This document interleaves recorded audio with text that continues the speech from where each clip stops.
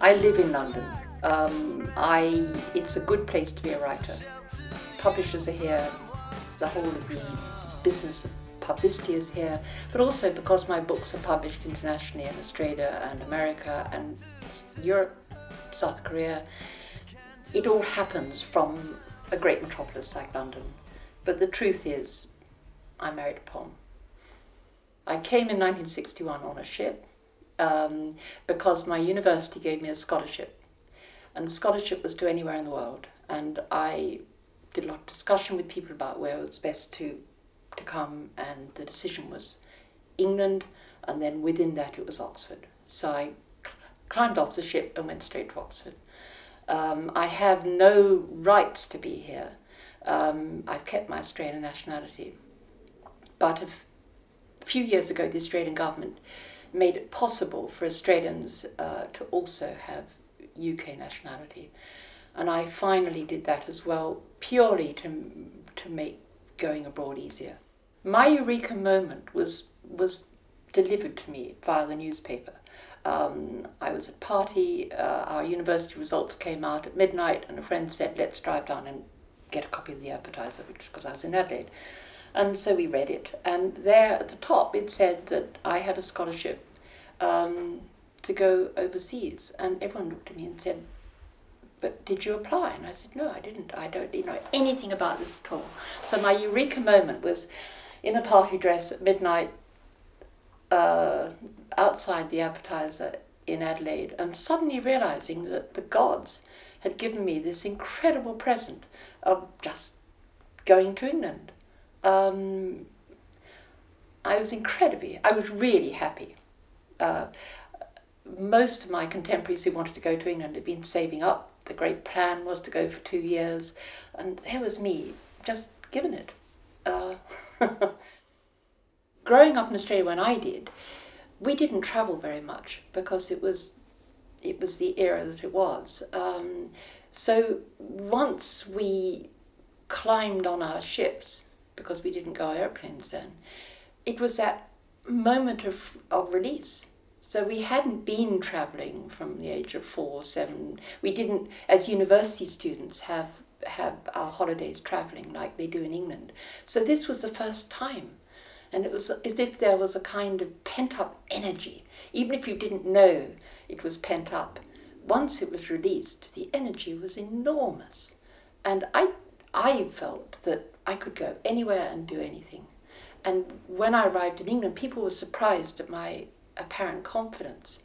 And so I started thinking about, why have I this confidence? Why have I this optimism and this happiness? I thought, it's where I've come from. It's my Australian inheritance. I have this sense that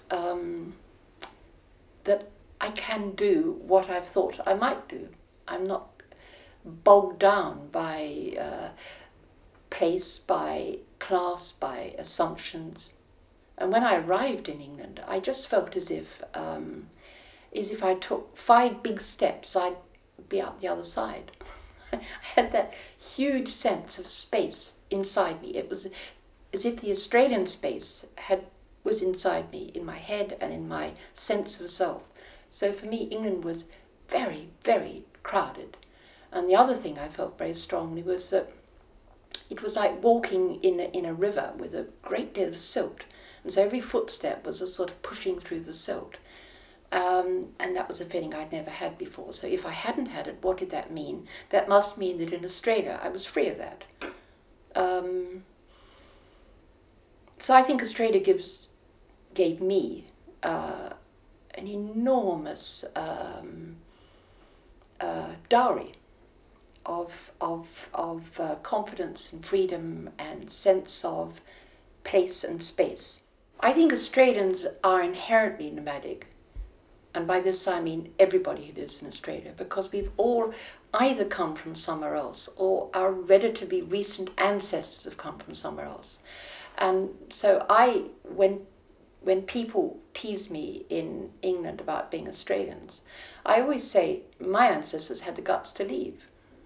They were the ones who went. Your ancestors stayed here.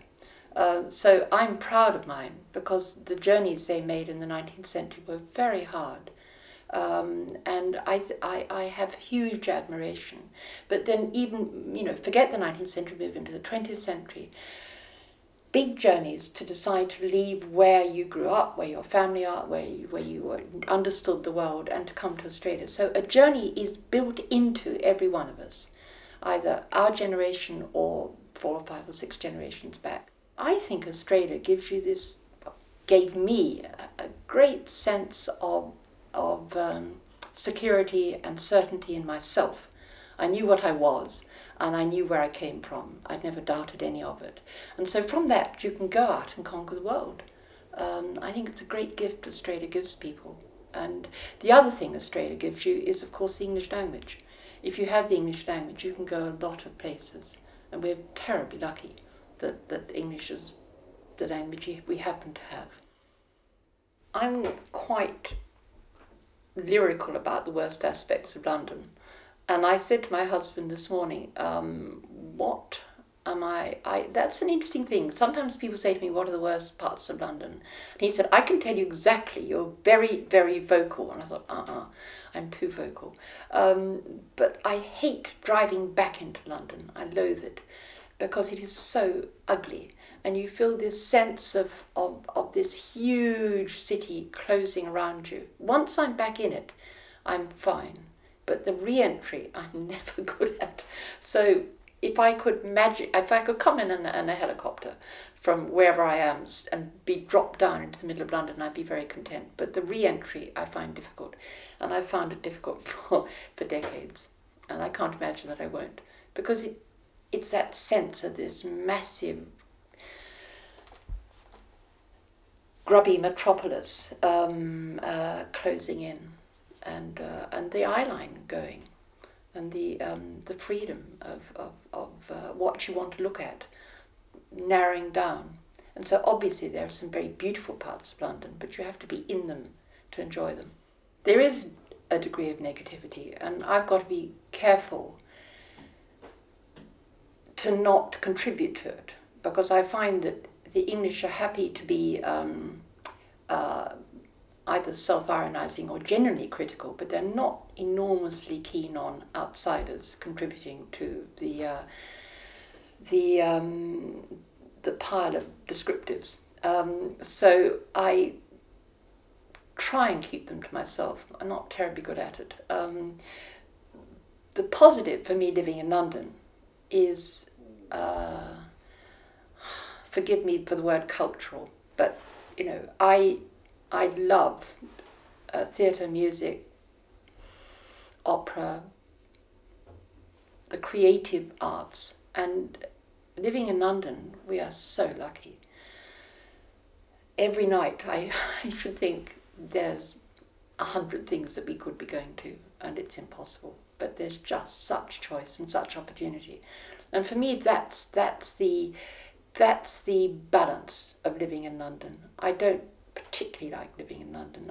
I find it, I mean, put it another way, this is a huge metropolis.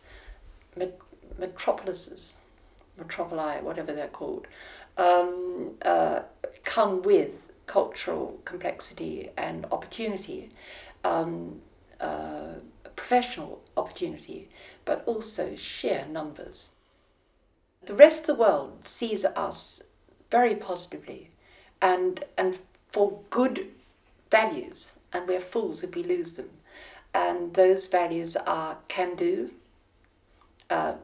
very friendly, some people who speak their mind, who don't wrap their sentences up in complexity. This can get us into trouble because in societies like England, there are ways of doing things and we don't necessarily A, understand them, or B, want to do them, but then we're forgiven because we're Australian. I'm on several boards and I always speak my mind, and people will say, that's all right, you're Australian. And I think, good. I shall continue to speak my mind, but I'm glad that they think it's a positive characteristic, and that in a sense I'm allowed to because I'm Australian. And we'd be very, very silly to lose that, but we mustn't abuse it. And it's easy to abuse it. You can carry it too far, and it becomes a kind of it becomes a kind of show off. It's a sort of it can become a strut. It can become a baggage which you deploy, and that would be a great failure, because then we've thrown away the characteristic which people both love and forgive us for. Now, it might be patronizing to be loved and forgiven for something, but if we can use it, use it.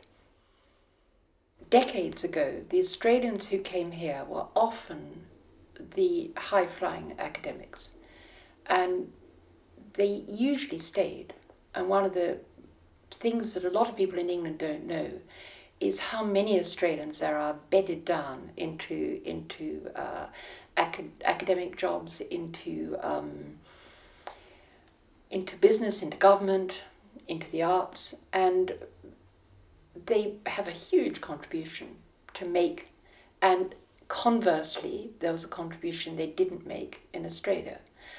I think what's interesting is what's happening now is an acknowledgement that those of us who don't live in Australia are nevertheless still Australians, and we can still contribute to Australia wherever we live. We don't have to live in Australia to be practicing Australians, if you like, and we don't have to live in Australia to contribute to Australia. I've always believed this, and I think the problem might have been that possibly Australians didn't realise that we, A, were a resource, and that B, we could contribute, and that C, we had still enormous passion about being Australian, and that also probably we might have thought more about what it was to be Australian. So if the people who came here were people who came because they wanted to come, that does say something about them. But we're also, I think you must look at the time when people came, because it's now so much easier to come. You can come for 2, 3, 4 weeks. Graduate students at Oxford and Cambridge now pop home for Christmas. When I came, that was it.